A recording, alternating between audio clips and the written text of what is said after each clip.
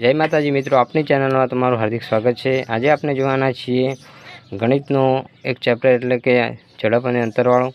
તેમાં આપણે જોઈએ કે ઝડપવાળું તો એક વ્યક્તિ એ થી બી સુધીનું અંતર 60 કિમી કલાકની ઝડપે અને બી થી એ સુધીનું અંતર 40 કિમી કલાકની ઝડપે કાપે તો તેની સરેરાશ ઝડપ શોધો।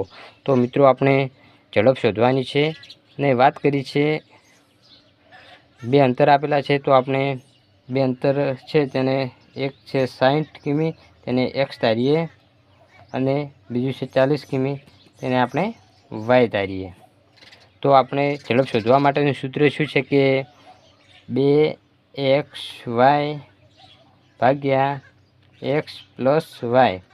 તો રકમને સૂત્રની અંદર મૂકતા 2 ગુણ્યા એક્સ બરાબર કેટલા છે કે 60 ગુણ્યા વાય કેટલા છે તો કે 40 ભાગ્યા એક્સ અને વાયનો સરવાળો કરીએ 60 ને 40 10 6 ને 4 10 અને પાછળનું મીંડું તો આપણે 100 થાય। તો 0 0 નીકળી ગયા, 2 6 12 12 ચોક